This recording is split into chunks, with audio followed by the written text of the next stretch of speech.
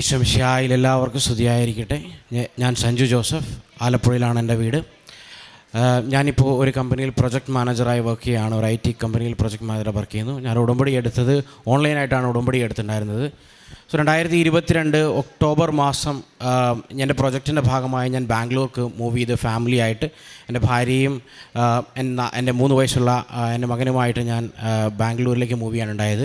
ഏകദേശം ഒരു മാസം കഴിഞ്ഞപ്പോൾ പ്രൊജക്റ്റിൽ നിന്ന് എന്നെ ലേ ഓഫ് ചെയ്യാനായിട്ട് പ്രൊജക്റ്റ് മാനേജർ തീരുമാനിക്കുകയുണ്ടായി. അങ്ങനെ 2 ആഴ്ച മാത്രമേ എനിക്ക് നോട്ടീസ് പീരീഡ് ഉള്ളൂ എന്ന് പറഞ്ഞ് പ്രൊജക്റ്റ് മാനേജർ എനിക്കൊന്നും ചെയ്യാൻ പറ്റില്ല എന്ന് പറഞ്ഞിട്ടുണ്ടായിരുന്നു. ആ സമയത്ത് ഞാൻ മാനേജറോട് പറഞ്ഞു, ഇല്ല, ഇപ്പം ഞാൻ ഇങ്ങോട്ട് ഫാമിലി ആയിട്ട് വന്നതേ ഉള്ളൂ, എക്സ്പെൻസും മറ്റെല്ലാ കാര്യങ്ങളും വളരെ വലുതാണ്, പെട്ടെന്നൊരു റീലൊക്കേഷൻ പോസിബിൾ ആയിട്ടുള്ളതല്ല. സോ ആ സമയത്താണ് ഞങ്ങൾ വളരെ സങ്കടകരമായ ഒരു സമയത്ത് കടന്നു പോകുമ്പോൾ ഞങ്ങൾ ഓൺലൈനായിട്ട് ഉടമ്പടി എടുത്ത് ബാംഗ്ലൂരിലിരുന്ന്. അങ്ങനെ 2 ആഴ്ചയോളം ഞങ്ങൾ വളരെ അധികമായിട്ട് കറക്റ്റായ സമയങ്ങളിൽ അമ്മയോട് പ്രാർത്ഥിക്കാൻ തുടങ്ങി. രാവിലത്തെ പ്രാർത്ഥനയും സന്ധ്യാപ്രാർത്ഥനയോടുകൂടി പരിശുദ്ധമ്മയുടെ പ്രാർത്ഥനകളും ചൊല്ലിക്കൊണ്ടിരുന്നു. പിന്നെ ധ്യാനം എല്ലാ ദിവസങ്ങളിലും കാണുമായിരുന്നു. ഏകദേശം 2 ആഴ്ചയുടെ നോട്ടീസ് തീരുന്നതിന് വെള്ളിയാഴ്ചയ്ക്ക് ഒരു ദിവസം മുമ്പായിട്ട് മാനേജർ എന്നോട് വിളിച്ച് പറയുകയുണ്ടായി, 2 പൊസിഷനുകൾ ഓപ്പൺ ആയിട്ടുണ്ട് സഞ്ജു, പെട്ടെന്ന് നിനക്കിതിൽ ഏതാണ് വേണ്ടത്? സോ എനിക്കറിയാം, ഒന്ന് ഒരു ലീഡ് റോളും മറ്റൊന്ന് ഒരു മാനേജ്മെൻറ്റ് റോളുമായിരുന്നു. സോ മാനേജ്മെൻറ്റ് റോൾ എടുത്തു കഴിഞ്ഞാൽ അതിലുള്ള റിസ്ക് വളരെ അധികമാണ്. സോ എങ്കിലും ഞാൻ അമ്മയോട് ചോദിച്ചു, അമ്മ ഞാൻ എന്താ എടുക്കേണ്ടത്? പ്രാർത്ഥനയിൽ ചോദിച്ചപ്പോൾ അമ്മ പറഞ്ഞു, നീ എന്തായാലും മാനേജ്മെൻറ്റ് റോൾ തന്നെ കണ്ടിന്യൂ ചെയ്യും. അങ്ങനെ പെട്ടെന്ന് ഞാൻ ആ മാനേജറെ തിരിച്ച് വിളിച്ച് പറഞ്ഞു, എനിക്ക് ആ പ്രൊജക്റ്റ് മാനേജർ റോൾ ചെയ്യാനാണ് കൂടുതൽ താല്പര്യം. ശരി, എന്നാൽ ഒന്നും ചോദിക്കാതെ തന്നെ പെട്ടെന്ന് തന്നെ അതിലേക്ക് അലോക്കേറ്റ് ചെയ്യാനുണ്ടായത്. 1 മാസത്തോളം ആ പ്രൊജക്റ്റിൽ വർക്ക് ചെയ്ത് കഴിഞ്ഞപ്പോൾ ഞങ്ങളപ്പോൾ പ്രാർത്ഥന തീർച്ചയായിട്ടും അവിടെ ബാംഗ്ലൂരിലായിരുന്നു. ഞങ്ങൾ ഒന്നിച്ച് ഫാമിലി ആയിട്ടായിരുന്നു. കൃത്യമായ പ്രാർത്ഥനകൾ ഞങ്ങൾ മാതാവിന് നന്ദി പറഞ്ഞുകൊണ്ട് കൃപാസനത്തിൽ എല്ലാ പ്രാർത്ഥനകളും ചൊല്ലിക്കൊണ്ടിരിക്കുന്നുണ്ടായിരുന്നു. 1 മാസം കഴിഞ്ഞപ്പോൾ തന്നെ ഏകദേശം 10 വർഷത്തോളമായി IT കമ്പനി വർക്ക് ചെയ്യുന്നു. സോ IT കമ്പനി വർക്ക് ചെയ്യുന്ന എല്ലാവർക്കും അറിയാം, എല്ലാവരുടെയും ഒരു ആഗ്രഹമാണ് പുറത്തു പോവുക എന്നുള്ളത്. സോ ഞാൻ പലതവണകളിൽ ഞാൻ വർക്ക് ചെയ്ത എല്ലാ പ്രൊജക്റ്റിൽ നിന്നും അപ്ലൈ ചെയ്തിട്ടുണ്ട്. സോ US അപ്ലൈ ചെയ്ത സമയങ്ങളിൽ 4 പ്രാവശ്യമാണ് എനിക്ക് H1B ലോട്ടറിയിൽ നിന്ന് എനിക്ക് കിട്ടാതെ പോയിട്ടുണ്ടായിരുന്നത്. സോ ഇത് 1 മാസം കൊണ്ട് തന്നെ എനിക്ക് UK പോകാനായിട്ടുള്ള വിസ അപ്ലൈ ചെയ്യുകയും വിസ ആപ്ലിക്കേഷൻ അപ്രൂവായി വരികയും 2024 ജനുവരി മാസം 21-ാം തീയതി 2023 ജനുവരി മാസം 21-ാം തീയതി എനിക്ക് UK പോകാൻ സാധിക്കുകയുണ്ടായി. സോ അവിടെ പ്രോജക്റ്റ് എല്ലാം വളരെ സ്മൂത്തായി നടക്കുന്ന ഏകദേശം 1 വർഷത്തോളം പ്രശ്നങ്ങളൊന്നുമില്ലാതെ വളരെ സ്മൂത്തായി പ്രോജക്റ്റൊക്കെ പോയി. സോ 2024 തുടങ്ങിയ സമയത്ത് പെട്ടെന്ന് തന്നെ UK അസാധാരണമായിട്ട് UK റിസഷൻ കടന്നു വരികയും ലേ ഓഫുകൾ ഒരുപാട് നടക്കുകയും പല കമ്പനികളിൽ നിന്നും എൻ്റെ കമ്പനിയിൽ നിന്ന് ഉൾപ്പെടെ ഒരുപാട് പേരെ പറഞ്ഞു വിടുന്ന സാഹചര്യം ഉണ്ടായി. സോ ഏകദേശം 2024 മാർച്ചോടുകൂടി എൻ്റെ മാനേജർ ഞാനോടൊരു മീറ്റിംഗ് വയ്ക്കുകയും, സഞ്ജു, നമുക്കിനി ഒരുപാട് പിടിച്ചു വയ്ക്കാൻ പറ്റില്ല, നമുക്കിപ്പം ഇന്ത്യയിൽ നിന്ന് വന്നതായതുകൊണ്ട് അതിൻ്റെ ഡെപ്യൂട്ടേഷനിലാണ്. സോ എപ്പം പ്രൊജക്റ്റ് തീരുന്നപ്പോൾ തിരിച്ചു പോരണം. സോ അങ്ങനെ ഒരു സാഹചര്യത്തിൽ മാനേജർ എന്നോട് പറയുകയുണ്ടായി, സോ സഞ്ജു, നമുക്ക് ഒരുപാട് നോക്കാൻ പറ്റില്ല, എങ്കിലും സഞ്ജു മറ്റ് പ്രൊജക്റ്റുകൾ നോക്കി തുടങ്ങുക. സോ 2 മാസത്തെ സമയം എനിക്ക് മാക്സിമം തരാൻ പറ്റും, അതിനുള്ളിൽ എന്തെങ്കിലും സാധിക്കുമോ എന്ന് നോക്കുക. സോ അപ്പോൾ എൻ്റെ കമ്പനിയിലെ അവസ്ഥ എന്ന് പറഞ്ഞാൽ മറ്റൊരു വലിയ പ്രോജക്റ്റ് ക്ലോസ് ആയിട്ട് ഏകദേശം ഒരു 180 പേരോളം ബെഞ്ചിലേക്ക് വന്ന സമയമാണ്. സോ അതിൽ 151-ാമത്തെ ആളായിട്ട് വീണ്ടും ഞാനും കൂടെ ചെല്ലുകയാണ്. സോ പ്രൊജക്റ്റ് കിട്ടുക എന്ന് പറയുന്നത് വളരെ സാധിക്കില്ല എന്ന് തന്നെ പ്രത്യേകിച്ച് പറയാം. സോ അങ്ങനെ ആ ഒരു സമയത്താണ് എൻ്റെ ഭാര്യയുടെ അമ്മയും അവിടേക്ക് വരാനിടയായത്. സോ വിസ കിട്ടി. കാരണം എനിക്ക് ഓഫീസിൽ പോകണം എന്നുള്ള ഒരു സാഹചര്യം ഉണ്ടായിക്കഴിഞ്ഞപ്പോൾ കൊച്ചിനെ നോക്കണം, വൈഫും ജോലിക്ക് പോകുന്നുണ്ട്. സോ അങ്ങനെ വരുമ്പോൾ പ്രത്യേകിച്ച് നമുക്ക് കൊച്ചിനെ നോക്കാനായിട്ട് മറ്റൊരാൾ ഉണ്ടാവേണ്ടത് വളരെ അത്യാവശ്യമാണ് പുറം രാജ്യങ്ങളിൽ. സോ അങ്ങനെ അമ്മയും വന്നു കഴിഞ്ഞപ്പോഴത്തേക്കുമാണ് ഇങ്ങനെ ഒരു വലിയ പ്രശ്നം ഞങ്ങളുടെ ചുറ്റിനും ഉണ്ടാകുന്നത്. മേ ബി ഞങ്ങൾക്ക് ആ പ്രശ്നം ഉണ്ടായത് തന്നെ കുറച്ചുകൂടെ തീക്ഷ്ണമായ വിശ്വാസം പറയാനായിട്ടായിരിക്കാമെന്ന് ഞാനിന്ന് വിശ്വസിക്കുന്നു കുറച്ച്. സോ എന്നും എൻ്റെ വീട്ടിൽ അതിനുശേഷം മുഴങ്ങിക്കേട്ടിരുന്ന ഒരേ ഒരു ശബ്ദം 24 മണിക്കൂറും 12 മണിക്കൂറും TV ധ്യാനം മാത്രമാണ്. ജോസഫ് അച്ഛൻ്റെ ധ്യാനം വൈഫിൻ്റെ അമ്മ ഫുൾ ടൈം വയ്ക്കും. ഞാൻ ഓഫീസിൽ നിന്ന് വന്നാലും ശരി, വൈഫ് ജോലിയിൽ നിന്ന് വന്നാലും ശരി, ഞങ്ങൾ കൂടുതലും കേട്ടുകൊണ്ടിരുന്നത് ധ്യാനം തന്നെയാണ്. സോ അവിടെ നിന്നും ഞാൻ ജോലി അന്വേഷിക്കാൻ തുടങ്ങി. പുറത്ത് ജോലി കിട്ടൽ വളരെ പാടാണ്. കാരണം നമുക്കറിയാം, ഇവിടുന്ന് പോകുന്നവർക്കൊരു സ്പോൺസർഷിപ്പ് വളരെ ഇമ്പോർട്ടൻ്റ് ആണ്. സോ എൻ്റെ സ്പോൺസർഷിപ്പിലാണ് എൻ്റെ വൈഫും കുട്ടിയുള്ളത്. സോ അങ്ങനെ ഇരിക്കുമ്പോഴത്തേക്കും എനിക്ക് ജോലി പോയി കഴിഞ്ഞാൽ ഞങ്ങൾ 3 പേരും ഒന്നിച്ച് തിരിച്ച് വരേണ്ട പോലെ ഇരിക്കും. സോ ഏകദേശം 2 മാസത്തോളം വളരെ ശക്തിയായി തന്നെ ഞാൻ എൻ്റെ കമ്പനിയിലും പുറത്തും ജോലി തപ്പി, പക്ഷേ എങ്ങും എനിക്ക് ജോലി കിട്ടിയിട്ടുണ്ടായിരുന്നില്ല. സോ അവസാനം വേറെ ഒരു രക്ഷയില്ല, നമുക്ക് ഫിനാൻഷ്യലായി ഒരുപാട് ബാധ്യതകളുണ്ട്. ഞാൻ 2023 പുറത്ത് പോകുമ്പോൾ എൻ്റെ മെയിനായിട്ടുള്ള 2 ഉദ്ദേശം എന്ന് പറഞ്ഞാൽ എനിക്കുണ്ടായിരുന്ന ഹൗസ് ലോൺ അടച്ചു തീർക്കണം. അതുകൂടാതെ എൻ്റെ അനിയൻ്റെ പട്ടമാണ്. 2024 ഡിസംബർ മാസം ഈ 31-ാം തീയതി അവന് പട്ടം കിട്ടി. സോ അവൻ്റെ പട്ടമാണ്. സോ ഇതിനെല്ലാത്തിനും ചേർന്ന് ദൈവം എന്നെ അനുഗ്രഹിക്കണം എന്നുള്ളൊരു പ്രാർത്ഥനയിലാണ് ഞങ്ങൾ 2 വർഷമായി UK പോയിട്ടുണ്ടായിരുന്നത്. സോ വേറെ വഴിയില്ല, UK കണ്ടിന്യൂ ചെയ്തേ പറ്റുള്ളൂ എന്നൊരു അവസരം വന്നു കഴിഞ്ഞപ്പോൾ ഞാൻ സ്പോൺസർഷിപ്പ് പൈസ കൊടുത്ത് മേടിക്കാമെന്നുള്ള ഡിസ്കഷനിലൊക്കെ എത്തി. സോ അപ്പോഴൊക്കെ മാതാവിനോട് നമ്മൾ ചോദിക്കും, മാതാവ് എന്താ ഞാൻ ചെയ്യേണ്ടത്? മാതാവിൻ്റെ ഒരു രൂപം എപ്പോഴും ഞങ്ങളുടെ വാളിലുണ്ട്, പ്രാർത്ഥനാ വാളിലുണ്ട്. സോ മാതാവിനോടേക്ക്, മാതാവ് എന്താ ചെയ്യേണ്ടത്?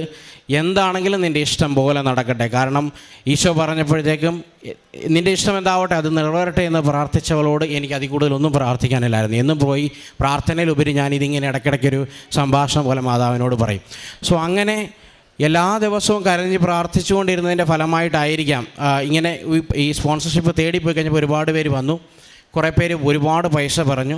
എവിടെയോ ഒരു സ്ഥലത്ത് ആരുടെയോ അടുത്ത് നിന്ന് ഞാൻ കേട്ടതുപോലെ കുറച്ച് പൈസ കുറഞ്ഞ ഒരു സ്പോൺസർഷിപ്പും അങ്ങനെ ഇങ്ങനെയൊക്കെ കേട്ടു. അപ്പോൾ ശരി, ഞാൻ അവിടെ പോയി ചെയ്യാം, അങ്ങനെ ചെയ്യാമെന്നൊക്കെ തീരുമാനിച്ചു. പക്ഷേ അതെനിക്കറിയാം, ഞാൻ ചാടുന്നത് വലിയൊരു കുഴിയിലേക്കാണ് ചാടുന്നത്. കാരണം സ്പോൺസർഷിപ്പൊക്കെ നമ്മൾ പൈസ കൊടുത്ത് മേടിച്ച് കഴിഞ്ഞാൽ നമുക്ക് മാസം മാസം വലിയൊരു ചിലവാണ്. സോ അങ്ങനെയൊക്കെ വരുമ്പോഴത്തേക്കും നമ്മളെക്കൊണ്ടത് മീറ്റ് ചെയ്യാൻ പറ്റില്ല. പക്ഷേ എന്തോ ഒരു അഡ്ജസ്റ്റ്മെൻറ്റ് ചെയ്യാം എന്നുള്ളൊരു ധൈര്യം എവിടുന്നോ നമുക്ക് വന്നു. കാരണം മേ ബി ഞാനവിടെ നിൽക്കണം എന്നുള്ള ഒരു ആഗ്രഹം കൊണ്ടായിരിക്കാം. സോ പ്രത്യേകിച്ച് പറയുമ്പോൾ മാതാവിനോട് പ്രാർത്ഥിച്ചിട്ട് വരുമ്പോൾ നമുക്ക് എന്തെന്നില്ലാത്തൊരു ധൈര്യം എവിടുന്നോ കിട്ടുന്നുണ്ട്.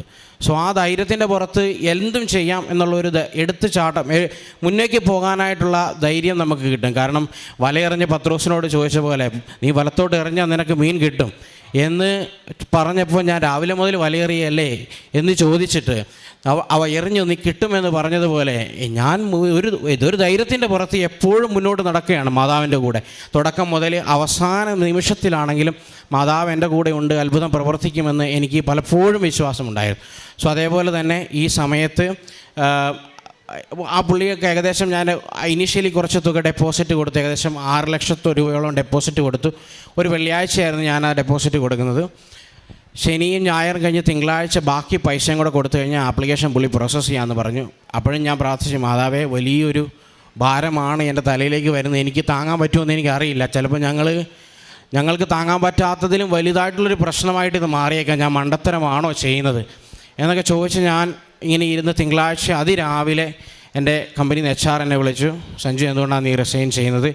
അപ്പം ഞാൻ പറഞ്ഞു, ഇന്നുകൊണ്ടാണ് എനിക്ക് ഇവിടെ നിന്ന് ഇന്നേ പറ്റുള്ളൂ, കാരണം എനിക്കിങ്ങനെ കുറച്ച് പ്രശ്നങ്ങളൊക്കെ ഉണ്ട്, ഇതെല്ലാം തീർത്തേ പറ്റുള്ളൂ. അങ്ങനെ വന്നു കഴിഞ്ഞപ്പോഴത്തേക്കും HR പറഞ്ഞു, ഓക്കെ ഞാൻ എന്തായാലും 1-2 ദിവസം കൂടെ ഹോൾഡ് ചെയ്യാൻ നീ ശരിക്കും ആലോചിച്ചിട്ട് പറ, നമുക്ക് അതിനെ ഞാൻ 2 ദിവസം കഴിഞ്ഞ് ഒന്നുകൂടെ നിന്നെ വിളിക്കാമെന്ന് പറഞ്ഞു.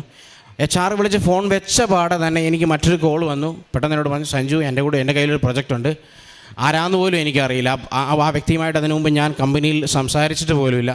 പെട്ടെന്നൊരു വ്യക്തി എന്നെ വിളിച്ചിട്ട് പറയണം, സഞ്ജു എൻ്റെ കയ്യിലൊരു പ്രൊജക്റ്റ് ഉണ്ട്, എനിക്ക് 3 മാസത്തേക്കേ ഉള്ളൂ, 3 മാസത്തേക്ക് നിന്നെ എനിക്ക് ഹോൾഡ് ചെയ്യാൻ പറ്റും എന്ന് പറഞ്ഞു.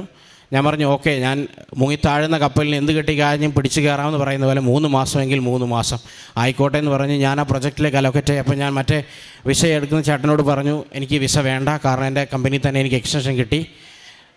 അപ്പം കാരണം നമ്മൾ ഓൾറെഡി കുറച്ച് 6 ലക്ഷം രൂപ ഡെപ്പോസിറ്റ് കൊടുത്തുകൊണ്ട് അത് തിരിച്ച് കിട്ടാനും പലപ്പോഴും പ്രയാസമാണ്. കാരണം എൻ്റെ കൂട്ടുകാരൊക്കെ പറയണം, പൈസ പോക്കാണ്, വലിയ ബുദ്ധിമുട്ടാണ് നിനക്ക്. അപ്പം ഇത് എനിക്ക് പുതിയ ജോലി എക്സ്റ്റൻഷൻ കിട്ടിയെന്ന് പറഞ്ഞപ്പോൾ കൂട്ടുകാർ എന്ന് വിളിച്ച് ചോദിക്കുന്നത്, എടാ പൈസ തിരിച്ച് കിട്ടിയോ?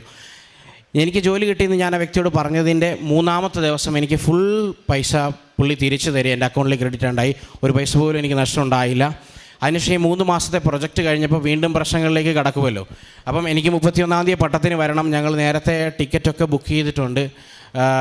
അപ്പം ഈ 3 മാസത്തെ ഈ പ്രൊജക്റ്റ് കഴിഞ്ഞ് കഴിഞ്ഞപ്പോഴത്തേക്ക് വീണ്ടും എനിക്ക് എക്സ്റ്റൻഷൻ കിട്ടുമോ ഇല്ലയോ എന്ന് ഭയങ്കര സംശയമായിരുന്നു. വീണ്ടും ഞാൻ ആ പുള്ളിയെ ഇടയ്ക്കിടയ്ക്ക് വിളിച്ചു ചോദിക്കും, മാനേജറെ കുഴപ്പമില്ലല്ലോ അല്ലേ, എൻ്റെ 3 മാസം പ്രൊജക്റ്റ് തീരാണ്, അതൊന്നും പേടിക്കണ്ട അത് നമുക്ക് ചെയ്യാം, വേണ്ട പോലെ ചെയ്യാം. പക്ഷേ ഈ വേണ്ട പോലെ ചെയ്യാമെന്ന് പറയുന്നത് എന്താണെന്ന് നമുക്ക് അവസാനം അറിയില്ലല്ലോ. സോ എന്തായാലും പറയട്ടെ, നമ്മൾ പ്രാർത്ഥന യാതൊരു വിധത്തിലും കുറച്ചിരുന്നില്ല, യാതൊരുവിധ കോംപ്രമൈസും അവിടെ ചെയ്തിരുന്നില്ല. എല്ലാ രാവിലെകളിൽ പ്രാർത്ഥിക്കുകയും വൈകുന്നേരം സന്ധ്യാപ്രാർത്ഥനയിൽ മാതാവിനോട് പ്രാർത്ഥിക്കാൻ കിട്ടുന്ന സമയങ്ങളിലെല്ലാം തന്നെ ധ്യാനം കാണാൻ ശ്രമിച്ചുകൊണ്ടിരുന്നു. എനിക്ക് ഈ കിട്ടിയ 3 മാസം ജോലിയും വർക്ക് ഫ്രം ഹോം ആയിരുന്നു. അതുകൊണ്ട് എൻ്റെ കൊച്ചിനെ നോക്കാൻ എനിക്ക് വലിയ ബുദ്ധിമുട്ടുണ്ടായിരുന്നില്ല. വൈഫിന് ജോലിക്ക് പോകാനും സാധിച്ചിരുന്നു. ഇതിന് ശേഷം 3 മാസം പ്രൊജക്റ്റ് കഴിഞ്ഞ് കഴിഞ്ഞപ്പോഴത്തേക്കും എനിക്ക് പുതിയൊരു പ്രൊജക്റ്റ് വന്നു. അത് ഏകദേശം 1 ആഴ്ചയോളം ഡിലേ ഉണ്ടായി. അപ്പോൾ ഞാൻ സംശയത്തിലായിരുന്നു, എനിക്കിത് കിട്ടുമോ ഇല്ലയോ എന്നറിയില്ല എന്ന് പറഞ്ഞു. വീണ്ടും സ്ഥിരമായ ഒരു ലോങ് ടൈമിലേക്കുള്ളൊരു പ്രൊജക്റ്റായിട്ട് മാതാവ് അതിനെ മാറ്റി തന്നു.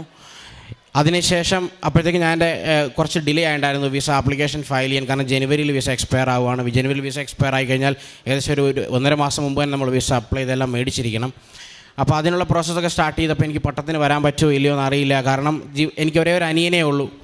അപ്പോൾ അവൻ്റെ പട്ടത്തിന് വരാൻ പറ്റിയില്ല. പിന്നെ അതിലും വലിയ നഷ്ടം എൻ്റെ ജീവിതത്തിൽ വേറെ ഇല്ല. കുടുംബം മൊത്തം ഒന്നിച്ച് ആഗ്രഹിച്ച്, ഇടവക മൊത്തം ഒന്നിച്ച് ആഗ്രഹിച്ച് നടത്തുന്ന പട്ടമാണ്. അപ്പം അങ്ങനെ ടിക്കറ്റ് ക്യാൻസൽ ചെയ്ത് കഴിഞ്ഞപ്പോഴത്തേക്കും പെട്ടെന്ന് എൻ്റെ കമ്പനിയിൽ നിന്ന് എനിക്ക് വിസയ്ക്കുള്ള പൈസ ബജറ്റ് അപ്രൂവ് ചെയ്യണം. അതെന്തോ ഒരു ചെറിയ കാരണം കൊണ്ട് ഡിലേ ആയി. ഏകദേശം ക്രിസ്മസിനോട് അടുത്തായി കഴിഞ്ഞപ്പോഴത്തേക്കുമാണ് അവർ ബജറ്റ് അപ്രൂവ് ചെയ്തത്. അപ്പോൾ ഞാൻ എൻ്റെ മാനേജറിനോട് റിക്വസ്റ്റ് ചെയ്തു, കാരണം എനിക്കൊന്ന് പോയിട്ട് വരാൻ സാധിക്കുമോ, കാരണം ഒരുപാട് സമയമില്ല, 20-ാം തീയതി എൻ്റെ എക്സ്പയർ ആവുകയാണ്. സോ അപ്പോൾ ആ സമയത്ത് ഞാനൊന്ന് പോയിട്ട് വന്നോട്ടെ. അപ്പം ഏകദേശം കുറച്ച് സമയം അവർക്ക് പ്രോസസ്സിങ്ങിന് കൊടുക്കേണ്ടതായതുകൊണ്ട് എന്താണെന്ന് അറിയത്തില്ല, മാതാവിനോട് പ്രാർത്ഥിച്ചിട്ട് ഞാൻ വിളിച്ച് ചോദിച്ചുകൊണ്ട് തന്നെ മറ്റൊന്നും പറയാതെ തന്നെ ഓക്കെ നീ പോയിട്ട് വാ എന്നുള്ള വാക്കാണ് അവിടുന്ന് ഞാൻ കേട്ടിട്ടുണ്ടായിരുന്നത്. ഉടനെ തന്നെ ഞാൻ ടിക്കറ്റ് ബുക്ക് ചെയ്ത് ഇവിടെ വന്നു. ഈ കഴിഞ്ഞ 31-ന് എൻ്റെ അനിയൻ ജേക്കബ് കളരിക്കൽ പൗരോഹിത്യ ശുശ്രൂഷ സ്വീകരിച്ച്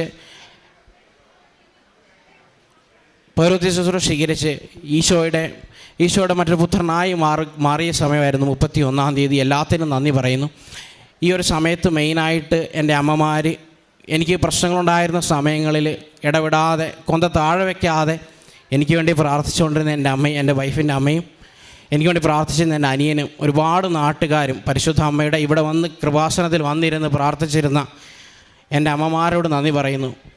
ഏറെ കടപ്പെട്ടിരിക്കുന്നത് മാതാവിനോടാണ്. മധ്യസ്ഥം ചോദിച്ചപ്പോഴൊക്കെ ഒരു കുറവും കൂടാതെ എൻ്റെ കൂടെ നിന്നിട്ട് ധൈര്യമായി മുന്നോട്ട് പൊക്കോ എന്ന് പറഞ്ഞ എൻ്റെ മാതാവിനോട് വളരെയധികമായി ഞാൻ നന്ദി പറയുന്നു. ഏറ്റവും മെയിനായിട്ട് ഇവിടുന്ന് അമ്മ വന്നു കഴിഞ്ഞപ്പോൾ എനിക്ക് ഇവിടുന്ന് മാതാവിൻ്റെ തൈലവും ഉപ്പും ഒക്കെ കൊണ്ടു തന്നു. ഞങ്ങളുടെ പ്രാർത്ഥനകളിൽ എന്നും ഞങ്ങളുടെ ഭക്ഷണങ്ങളിലായിക്കോട്ടെ ആ ഉപ്പ് യൂസ് ചെയ്യലായിരുന്നു. നമ്മൾ പ്രാർത്ഥനകളിൽ എന്നും പ്രാർത്ഥന കഴിഞ്ഞാൽ ആ തൈലം പൂശലായിരുന്നു. എനിക്ക് വേണ്ടി പ്രാർത്ഥിച്ച എല്ലാവർക്കും നന്ദി പറയുന്നു. മാതാവിനോട് പ്രത്യേകിച്ച് നന്ദി പറയുന്നു, കടപ്പെട്ടിരിക്കുന്നു. പരിശുദ്ധമ്മയ്ക്ക് എല്ലാവിധ നന്ദികളും അർപ്പിച്ചുകൊള്ളുന്നു.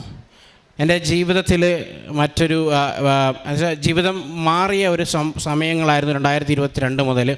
കുറച്ചുകൂടെ വിശുദ്ധീകരണത്തിൻ്റെ പാതയിൽ പ്രാർത്ഥനകളിലേക്ക് കൂടുതൽ ആഴ്ന്നു ചെല്ലുവാനായിട്ട്, പ്രാർത്ഥനകൾ വിശ്വാസത്തിൽ ഭക്തിയിലും കുറവുകളെങ്കിലും വരുത്തിയിട്ടില്ലെങ്കിൽ പോലും സമയം പലപ്പോഴും പരിമിതി ഉണ്ടാക്കുന്ന ഒന്നാണ്. സോ എപ്പോഴും ഈ മാതാവിൻ്റെ ഉടമ്പടി എടുത്തതിന് ശേഷം, ഓൺലൈൻ ഉടമ്പടി എടുത്തതിന് ശേഷം ഒരിക്കൽ പോലും പ്രാർത്ഥനകൾ കുറയ്ക്കുവാനായിട്ട് ഞാൻ ശ്രമിച്ചിട്ടില്ല. എപ്പോഴും മാക്സിമം കിട്ടുന്ന സമയങ്ങളിൽ പ്രാർത്ഥിക്കാൻ ശ്രമിക്കുന്നുണ്ട്.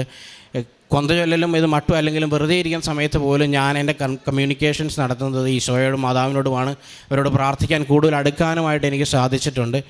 കരുണി പ്രവർത്തികളായിട്ട് പലപ്പോഴും ഇവിടെ നാട്ടിൽ എൻ്റെ കുഞ്ഞിൻ്റെ പ്രായത്തിലുള്ള ഒരുപാട് കുട്ടികൾ താമസിക്കുന്ന ആശ്രയ സ്ഥാപനങ്ങളുണ്ട്. അവിടെ സഹായിക്കാനും എൻ്റെ മാതാപിതാക്കൾ വഴി സഹായം ചെയ്യാനും എൻ്റെ അമ്മമാരെ അമ്മച്ചിമാരെ അപ്പാപ്പന്മാരെയും പോലുള്ള ഒരുപാട് പേര് താമസിക്കുന്ന സ്ഥലങ്ങളിൽ എൻ്റെ മാതാപിതാക്കൾ വഴി സഹായം ചെയ്യാനൊക്കെ ഒരുപാട് സാധിച്ചിട്ടുണ്ട്.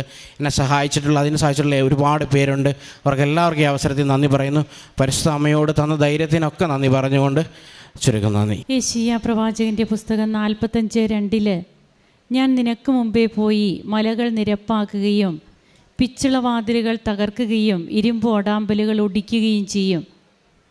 സഞ്ജു ജോസഫ് തൻ്റെ നഷ്ടമാകുമെന്ന് വിചാരിച്ച ജോലി UK അവസാന നിമിഷം തനിക്ക് എങ്ങനെയാണ് അത് പിന്നീട് ഒരു നീണ്ട ജോലി സാധ്യതയുടെ ഒരു ഭാഗമായിട്ട് മാറുന്നത്, അതാണ് ഈ മകൻ ഇവിടെ പറഞ്ഞ് നിർത്തുമ്പോൾ അതിൻ്റെ രത്ന ചുരുക്കം അതാണ്. തനിക്ക് വന്ന ഒത്തിരിയേറെ തടസ്സങ്ങളുണ്ട്. തടസ്സങ്ങൾ ഒന്നിനു പുറകെ ഒന്നായിട്ട് താൻ ഏറ്റവും ആഗ്രഹിച്ചിരുന്നതാണ് വിദേശത്തേക്ക് പോകണമെന്ന്. എന്നാൽ അതിന് 10 വർഷമായിട്ട് തനിക്ക് സാധിച്ചിരുന്നില്ല. ഇവിടെ തന്നെ പ്രോജക്റ്റ് കിട്ടിയതും അതുപോലെ അതെല്ലാം ഒന്നിനൊന്ന് നഷ്ടപ്പെട്ടു പോകുന്നു എന്നുള്ള ഒരവസ്ഥയിലേക്ക് വരുമ്പോൾ തനിക്ക് തൻ്റെ കമ്പനിയിൽ ഇനി മുമ്പോട്ട് പോകാൻ സാധിക്കില്ല എന്നൊക്കെ വരുമ്പോൾ ഇവിടെയൊക്കെയാണ് എങ്ങനെ യെശയ്യാ 45:2 തിരുവചനങ്ങൾ ഈ മകന് കൂട്ടും തുണയുമാകുന്ന രീതിയിലാകുന്നത്. അങ്ങനെ ഓൺലൈൻ ഉടമ്പടി വഴി തങ്ങൾക്ക് കിട്ടിയ അനുഭവങ്ങളാണ് ഇപ്പോൾ ഈ മകൻ ഇവിടെ പങ്കുവെച്ചത്.